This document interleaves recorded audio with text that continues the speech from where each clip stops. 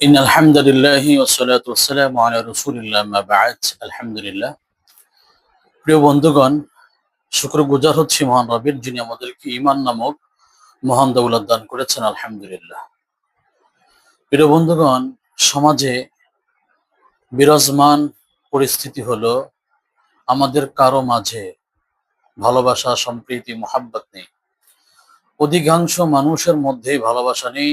একজন আরেকজনকে প্রতিদ্বন্দ্বী বা পরস্পরের মধ্যে হিংসা বিদ্বেষ থাকার কারণে, মুনাফিকি থাকার কারণে, গাদ্দারি থাকার কারণে আমাদের মাঝে ভালোবাসা অটুট নেই, ভালোবাসা বিদ্যমান নেই। তো আমরা মুসলিম ভাই ভাইয়ের মধ্যে কিভাবে ভালোবাসা তৈরি করব? মুসলিম বোন বোনের মধ্যে কিভাবে ভালোবাসা তৈরি করব?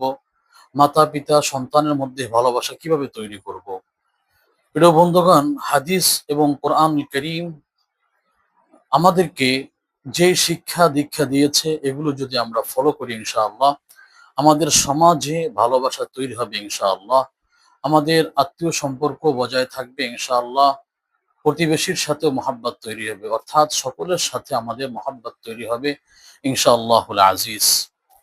হাদিসে মুবারকের মধ্যে হযরত আবু হুরায়রা রাদিয়াল্লাহু তাআলা আনহু নবী পাক সাল্লাল্লাহু আলাইহি সাল্লামের কাছ থেকে একটা হাদিস বর্ণনা করেছেন। মুসলিম শরীফের মধ্যে হাদিসটা এসেছে।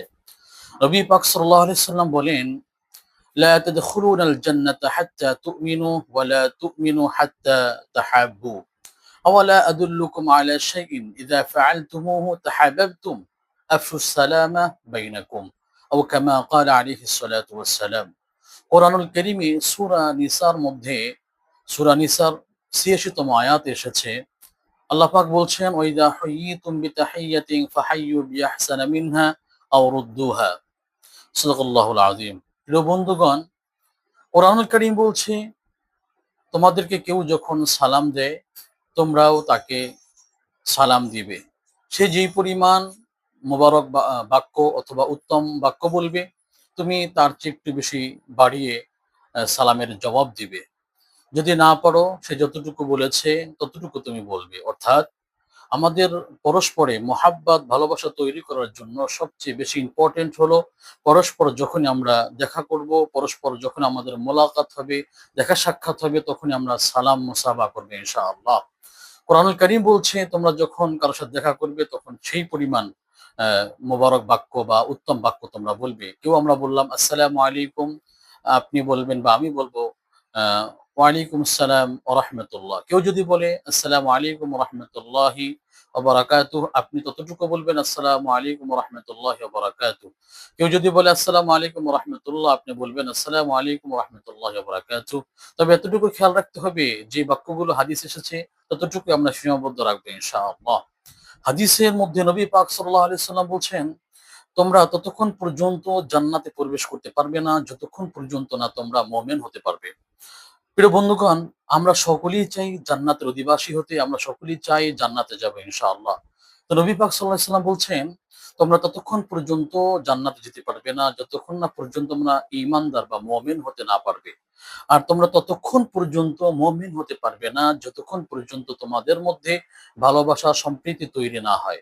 তো নবী পাক সাল্লাল্লাহু আলাইহি সাল্লাম বলছেন, আমি কি তোমাদেরকে এই কথাটা জানিয়ে দেব না, যেভাবে যেটা জানলে তোমাদের মধ্যে ভালোবাসা তৈরি হবে?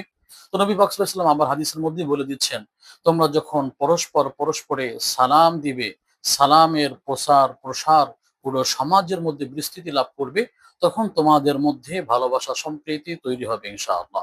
প্রিয় বন্ধুগণ, এটা সহিহ মুসলিমের হাদিস। আমাদেরকে একটু খেয়াল রাখার বিষয় হলো, আমাদের সমাজে দেখবেন রাজনীতির সালাম আছে, কিন্তু সত্যিকার অর্থে কাউকে সালামের মাধ্যমে অভ্যর্থনা জানানো বা আমাদের সাথে মোলাকাত হলে আমরা সালাম দেই না। ছেলেরা তার মাতা-পিতাকে সালাম দেয় না, লজ্জা বোধ করে। অথচ মাতা-পিতাকে সালাম দেওয়া ওটা মোবারকময় একটা কাজ। বন্ধু-বান্ধবদেরকে দেখা হলে সালাম দেওয়া, সবাইকে মুসলিমকে সালাম দিবে। এটাই হলো নবী পাক সাল্লাল্লাহু আলাইহি ওয়াসাল্লামের সুন্নাহ এবং আমাদের মাঝে ভালোবাসা তৈরি হওয়ার মাধ্যম। আর সালামের মিনিংটাই হলো, সালামের মাধ্যম, সালাম দিলে সালামের অর্থই হলো, আমরা অনেক সময় বুঝি শুধু সালাম দিলে নেকি, কিন্তু সালামের সাথে দিলে অবশ্য নেকি এবং তার জবাব দিলে নেকি হয়। তবে এর চেয়েও বড় ফায়দা আছে, যেটা আমরা হাদিস থেকে জানবো ইনশাআল্লাহ। কেউ যখন কাউকে সালাম দেয় তার মানে হলো যাকে আপনি সালাম দিলেন তার থেকে আপনার বিদ্বেষ, হিংসা, মুনাফিকি, গাদ্দারি কিছুই থাকবে না। অর্থাৎ আপনি যাকে সালাম দিবেন তার প্রতি আপনার কোনো হিংসা থাকবে না, বিদ্বেষ থাকবে না, মুনাফিকি থাকবে না, গাদ্দারি থাকবে না। অর্থাৎ তার সমস্ত কিছুই আপনার কাছে নিরাপদ। কিন্তু আমরা কি সেটা করছি? আমাদের সমাজে আমরা রাজনৈতিক সালাম দিই। আমরা কাউকে ভয় করে সালাম দিই, নেতাকে সালাম দিই। মোহাব্বত ভালোবাসা নিয়ে কয়জনকে সালাম দেয়। প্রিয় বন্ধুগণ, যখন কোনো মানুষের অন্তর থেকে হিংসা, বিদ্বেষ, মুনাফিকি, গাদ্দারি অন্তর থেকে মুছে যাবে, অটোমেটিকলি ওই মানুষের মধ্যে ওই যাকে সালাম দিয়েছে তার মধ্যে একটা ভালোবাসা তৈরি হয়ে যাবে। সুতরাং আমরা জানলাম যে সালাম দেওয়ার মানে শুধু নেকি নয়, সালাম দেওয়ার মানে হলো আপনি যাকে সালাম দিলেন তাকে আপনার হিংসা থেকে দূরে রাখবেন, এবং এমনিতেই শরিয়াতে হিংসা বিদ্বেষ থেকে আমাদেরকে নিষেধ করা হয়েছে। হিংসা যার অন্তরে থাকে সেই ব্যক্তি কখনো জান্নাতে যাবে না। তারপরেও আরো এই হিংসা বিদ্বেষ আমাদের থেকে দূর করার অর্থে আমাদেরকে অবশ্য একজন আরেকজনকে সালাম দিতে হবে। যাকে আমরা সালাম দিব সে আমার থেকে সমস্ত অনিষ্ট থেকে নিরাপদ। সালাম দেওয়ার মানে হলো আমার প্রতি তার কোনো হিংসা থাকবে না, বিদ্বেষ থাকবে না, মুনাফিকি থাকবে না, গাদ্দারি থাকবে না, দুর্নীতি থাকবে না, কোনো কিছু থাকবে না। আমরা পরস্পরে ভাই। সালামের মধ্যে আমাদের সালামের মাধ্যমেই সমাজে সম্প্রীতি ভালোবাসা তৈরি হবে ইনশাআল্লাহ তাআলা। আল্লাহ তাআলা আমাদের সকলকে সালামের মিনিংটা বুঝে, সালামের অর্থ বুঝে পরস্পরকে বেশি সালাম দেওয়ার তৌফিক দান করুন। আমিন। আসসালামু